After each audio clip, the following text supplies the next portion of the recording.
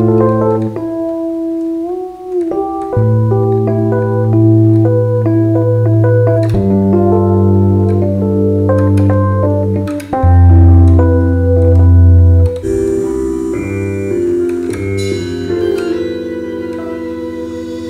aí galera, Lil Mon aqui.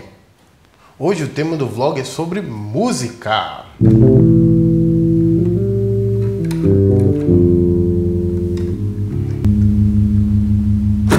Hoje é dia 22 de novembro e hoje é dia do músico. E eu vou compartilhar com vocês um pouco da minha trajetória também na música. Os primeiros passos que eu dei na música foi na igreja. Sim, eu já fui da igreja. Eu frequentava a igreja quando moleque e adolescente e sempre participei das atividades. E uma dessas atividades era o coral. Foi onde eu aprendi algumas técnicas vocais. Mais ou menos no mesmo período, um grande amigo meu, Jarlan, que é baixista, me ensinou a tocar baixo, algumas técnicas e tal. E assim, desde de moleque, o rap sempre teve presente no meu universo musical. Eu lembro que a gente escutava muito naquela época, somente no contexto da igreja, os cantores de rap gospel, como Pregador Lu, Didi Alpiste, Provérbio X com Isaías, né? Verdade Relatada. Uma galera que tinha um som pesado, com a rima massa, né?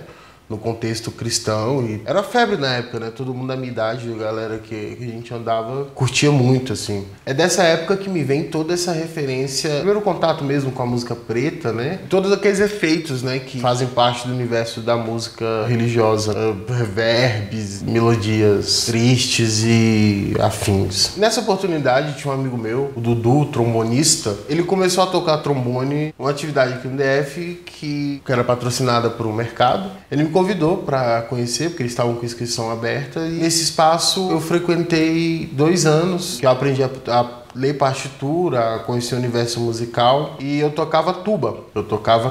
Tuba, para quem não conhece, é aquele instrumento de sopro gigante de metal, e sempre tem alguém morrendo para carregar numa banda marcial. No caso desse, eu tocava uma tuba menorzinha, porque era uma tuba para uma orquestra sentada, né? E era uma banda de metais e percussões. Eu me apaixonei pelo som da tuba, né? Aquele som grave, que tocava e que de certa forma segurava toda a orquestra.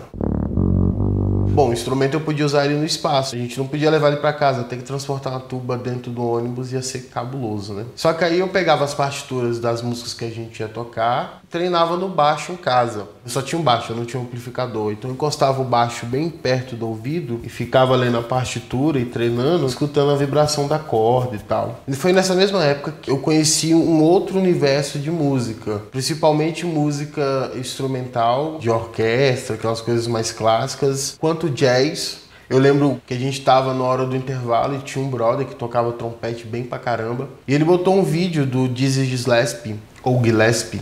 Eu gosto de chamar de Gillespie. Que ele reuniu, tipo, os melhores jazzistas do mundo na época. E inclusive tinha 3 brasileiros, que eram o Cláudio Roditi, a Flora Purim e o Ayrton Moreira. Não, o Ayrton Moreira não, o Ayrton Moreira era cubano, pô. Não, o Ayrton Moreira.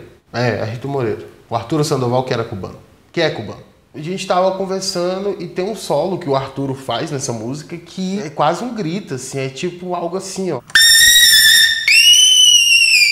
A gente tava numa outra sala e perguntou assim, quem é que tá gritando aí e tal? Não, cara, esse é o Arturo tocando. E aí eu parei, sentei, vi uns trechos, pedi pra ele uma cópia, copiei no pendrive na época e assisti em casa, e até hoje, assim, é um dos shows de jazz que mais me toca, porque, assim, a mistura da música latina, né, com os melhores jazzistas da todo o continente americano, aquilo me tocou e me abriu para uma outra perspectiva de música, né? Bom, nessa mesma época eu também comecei a ouvir Djavan, comecei a ouvir os rocks nacionais, né? A música cristã tem uma questão, espero que hoje tenha mudado, né? Mas que era de prisão, assim, no sentido de você não poderia escutar músicas que eram fora desse ciclo, né? Cada um com seu cada qual, mas eu acho isso uma besteira, porque música é música, assim, música é para tocar.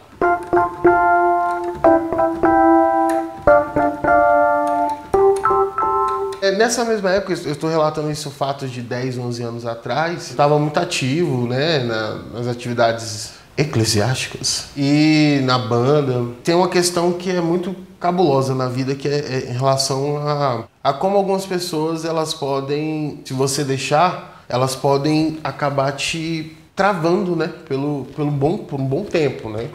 E tinha um professor dessa banda lá, que o cara agia de uma forma que eu acho que eu não ajo, principalmente quando eu tô instruindo alguém no audiovisual, que é a área que eu domino. Eu instruo alguém, dou uma oficina, converso, de modo que a pessoa entenda e compreenda. Não na onda que tem no meio musical com algumas pessoas, que é essa onda de você diminuir, sabe? Humilhar a pessoa.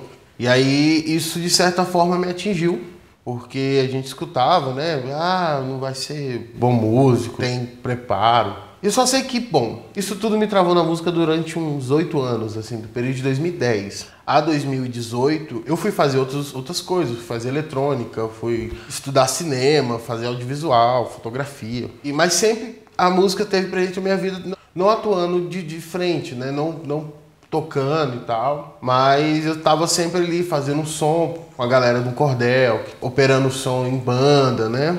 Mas sempre nesse cenário assim de técnico e de artista, né? Porque você tá também conduzindo, né, as coisas. Durante esse período assim também foi um período em que eu me afastei das atividades da igreja e tal, por acreditar que aquilo não mais me preenchia, né, como pessoa. Teve até uma oportunidade que uma outra igreja lá perto da igreja que eu ia, e eles tinham uma orquestra, e eu já tava uns 2 anos assim sem tocar na orquestra. Eles tinham comprado uma tuba e não tinha tubista, e aí eu frequentei algumas reuniões e tal, tava enferrujado, mas eu ia ensaiar, ia pegar as partituras. Só que o lance da disputa de poder religiosa, enfim, é uma besteira, assim, porque a autoridade lá, o pastor, me queria como técnico de som e naquele momento eu não queria trabalhar como técnico de som naquele lugar, eu queria tocar. Pediu pro maestro falar pra mim que eles só estavam aceitando gente que era da igreja deles, né? Estranho, porque tinha uma pessoa lá que tocava na orquestra e era desse mesmo lugar que eu frequentava. Aí ele disse, não, é porque ela estava aqui há muito tempo.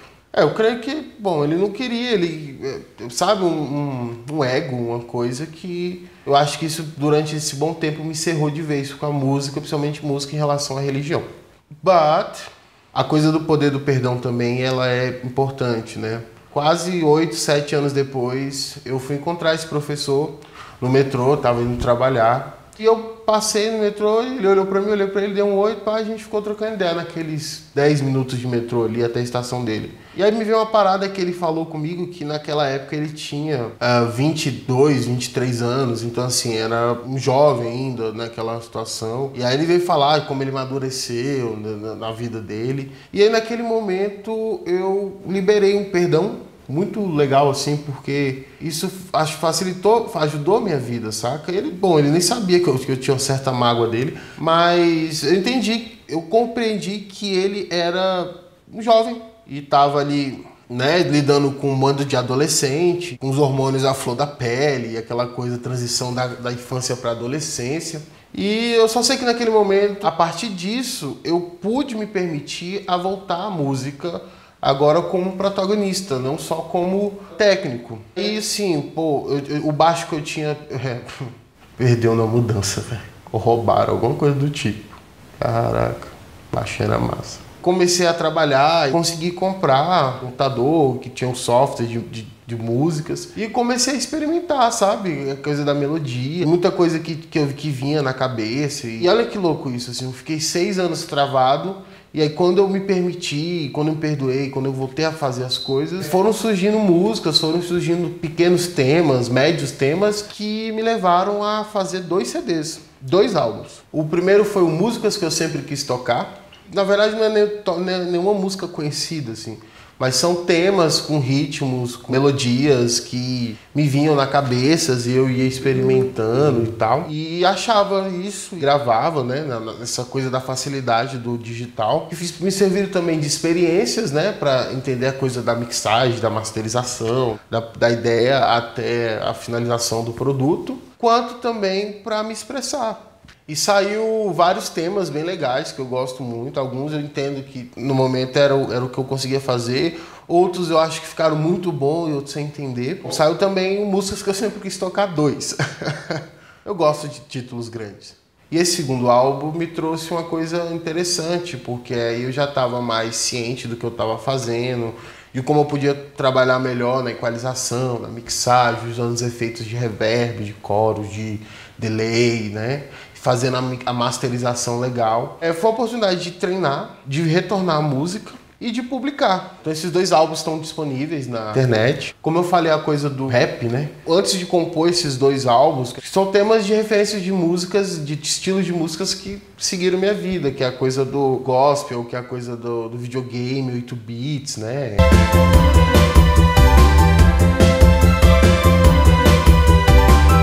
Tem músicas de orquestras, inclusive tem uma música minha, The Last Night, que tem uma galera na Europa que escuta e tal, uma galera que no Brasil de outros estados, assim como o álbum como um todo.